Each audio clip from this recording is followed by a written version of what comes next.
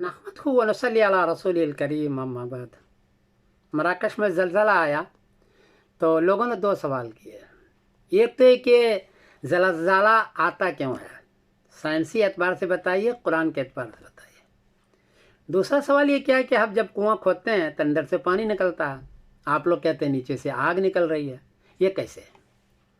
جواباً عرض ہے کہ زمین جب 4 ارب سال پہلے بن رہی تھی تو اس میں یہ آگ کا گولا تھی، اس میں کچرا بھی ہے، گیس بھی ہے، پتھر بھی ہے، ایلومینیم بھی ہے، سارا تھا اور بالکل دہکتی ہوئی آگ تھی یہ۔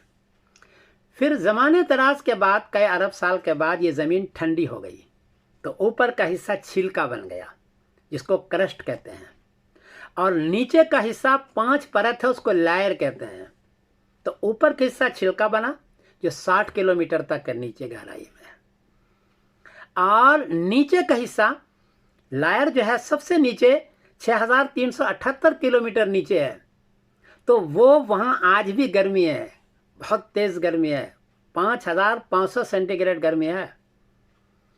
اور زمین یہ اوپر کا چھلکا 15 جگہ سے ٹوٹی ہوئی ہے، یہ چھلکا ٹوٹا ہوا ہے، اور یہ چھلکا جہاں سے ٹوٹا ہوا ہے، جب نیچے کا لاوا ادھر ادھر کھسکتا ہے یا خالی ہو جاتا ہے تو یہ چھلکا اوپر یوں ہلنے لگتا ہے یا پھر نیچے دھستا ہے۔ جب ہلتا ہے تو زلزلہ، نیچے دھستا ہے تو زلزلہ، یہ زلزلہ ہے، اس کو زلزلہ کہتے ہیں۔ اسی وجہ سے یہ زلزلہ آتا ہے۔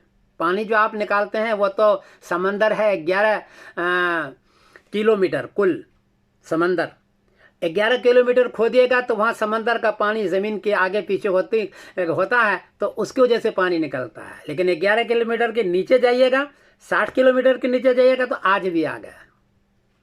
میں بڑا حیران ہوا، خود نبی کریم صلی اللہ علیہ وسلم نے فرمایا کہ قیامت کے قریب عدن کے مقام سے، یمن میں عدن ہے، اس کے مقام سے دھسنا ہوگا، خسف بالمغرب، خسف بالمشرق اور خسف بجزیرۃ العرب، جزیرۃ العرب میں دھسنا ہوگا، اور وہاں سے پھر آگ نکلے گی، اور حدیث کے اندر ہے قعر عدن سے آگ نکلے گی۔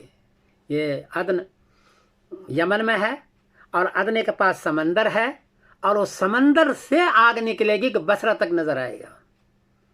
میں نے جب سائنسی تحقیقات کی پتہ چلا کہ جو 15 جگہ ٹوٹا ہوا ہے کرسٹ چھلکا، تو ایک ٹوٹا ہوا عربین پلیٹ میں وہیں عدن کے پاس سے گزرتا ہے، عدن کے پاس سے، اور حدیث میں فرمایا کہ وہاں سے آگ نکلے گی، وہاں زلزلہ ہوگا، 3 زلزلے ہوں گے، اور اتنے بڑے بڑے زلزلے ہوں گے کہ سارا آدمی مر جائے گا۔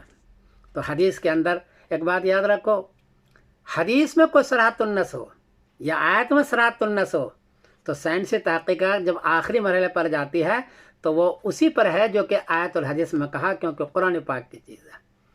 میں نے 95 تحقیق بھی اس میں سائنس اور قرآن میں لکھی، اس میں سب میں یہی ہے، تو اس میں بھی یہ ہے۔ حدیث نے فرمایا کہ دھسنا ہوگا قیامت کے قریب، اور آج بھی یہ زلزلہ جو آتا ہے وہ دھسنا ہوتا ہے، نیچے سے آگ اور وہ آتش فشاں پہاڑ کا لاوا ادھر سے ادھر ہوتا ہے تو ٹیکٹونک چھل کے ہلنے لگتا ہے، جس کو ایسے یہ زلزلہ آتا ہے یا نیچے دھس جاتا ہے۔ یہ ساری چیزیں ہیں، خود آیت کے اندر بھی ہے وَإِذَا الْبِحَارُ سُجِّرَتْ، کہ قیامت کے قریب سمندر کا پانی گرم ہو جائے گا، یہی لاوے نکلیں گے، آگ نکلے گی اور سمندر کا پانی گرم ہو جائے گا۔ تو سائنسی تحقیقات میں وہی ہے کہ زلزلہ ہے، اور آیت حدیث کے اندر بھی یہ زلزلہ ہے، آج پر یقین رکھیے۔ میں سمیر الدین قاسمی بول رہا ہوں مانچسٹر انگلینڈ سے۔ السلام علیکم ورحمۃ اللہ وبرکاتہ۔